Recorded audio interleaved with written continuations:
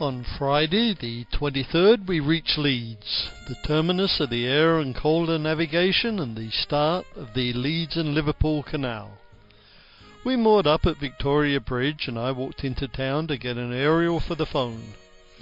Leeds has a reputation for vandalism, and we were told that a safer overnight mooring would be above Office Lock, where there was a resident lockkeeper. We ended up under a very noisy railway bridge.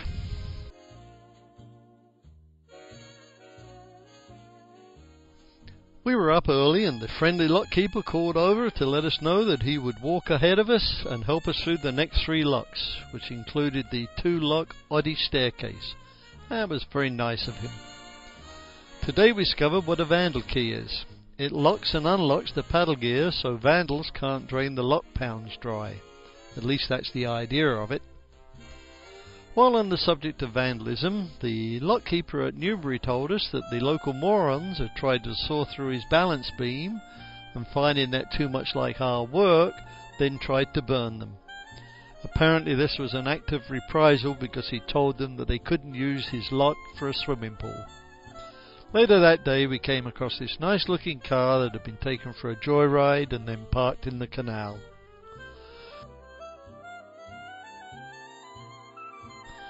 There is another side to the negative stories. We ran into this hefty young lad named Stefan who was very proud of his canal, and he loved to help boaters. He walked alongside us a while, helping with the locks and swing bridges, and in the afternoon became a willing, hard-working passenger. It was a gorgeous day, and with Stefan's help we had an enjoyable cruise along the Leeds and Liverpool through lovely parks and bluebell woods. We said goodbye to Stefan at Rudley, where I picked up a bottle of Caligas and a couple of navigation books. We ended up mooring at Appley Bridge and made our first transatlantic phone call to Jill. She also called us back to make sure that we could receive calls.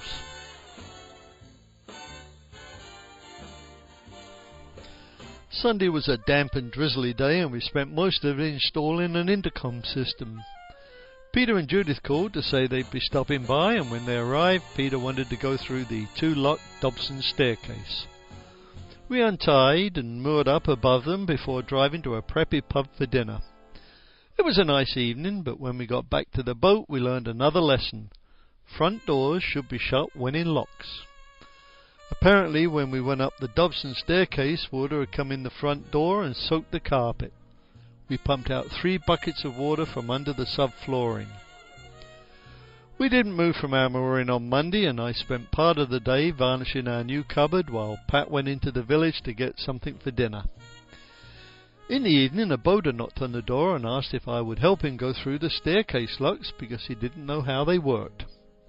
I came to his rescue and demonstrated my many years of canal experience. Tuesday turned into a beautiful day as Pat got her exercise opening and closing those heavy swing bridges.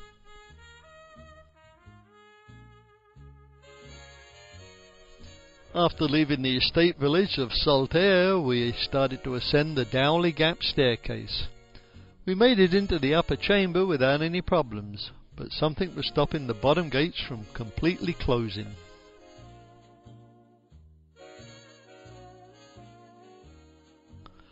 After a few unsuccessful attempts to clear the obstacle, we found a lockkeeper nearby painting bridge plaques. Armed with various poles and hooks and dressed in his knee-high wellies, he came to the rescue and asked us to reverse into the lower chamber.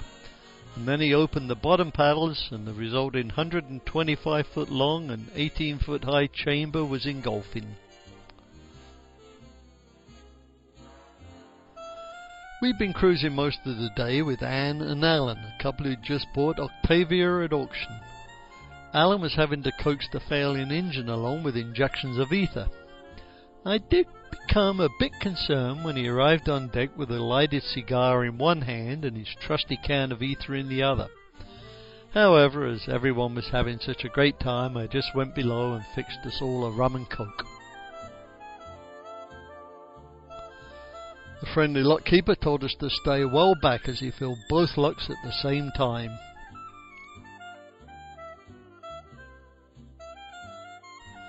A short distance from Dowley Gap is the famous Bingley Five Rise. This picturesque staircase was built in 1774 and is certainly one of the wonders of the Waterways. Almost as famous as the locks is the lockkeeper, Barry Whitelock, or Barry of Bingley as he's known to most people. He had already set the locks in our favour and Paddy's on her way to give a helping hand. Unfortunately, this was the only shot I got of Barry. As a footnote, he was awarded an MBE, a Member of the British Empire, in the 2006 New Year's Honours List for services to inland waterways in the north.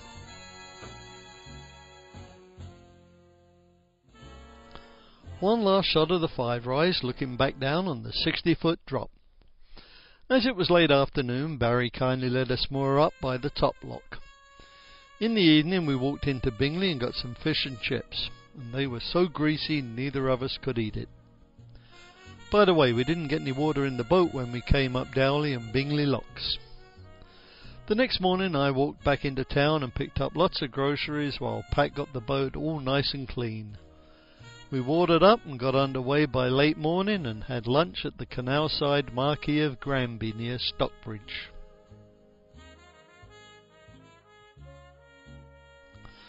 A mile or so after our lunchtime stop is Low Wood, and one of the prettiest moorings you can imagine.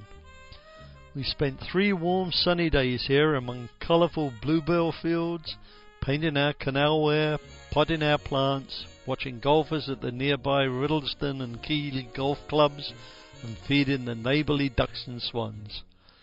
I'd guess that less than 10 boats went by us while we were moored here. Solitude, tranquility, beauty, perfect weather. What more could you ask for?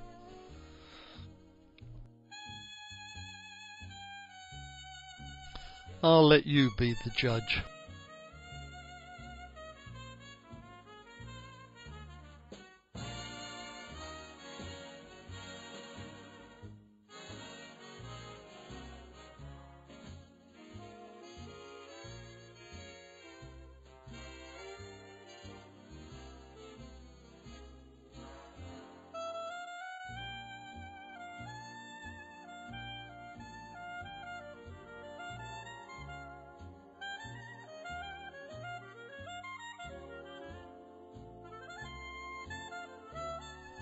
On Saturday the 1st of May we finally managed to pull ourselves away from Low Wood.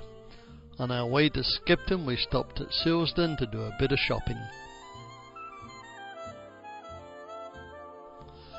Nicholson's Canal Guide states that Skipton is probably the most handsome town along the whole Leeds and Liverpool Canal. We certainly agree. It's an important market town and its name means sheep town from the Saxon word Skipton. It has an impressive Norman castle, attractive Georgian and Victorian buildings, and excellent shopping facilities.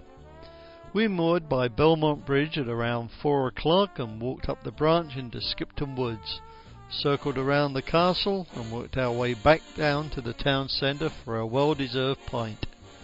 In the evening we visited the fish and chip shop voted the best in the north, Busy Lizzie's. It was excellent.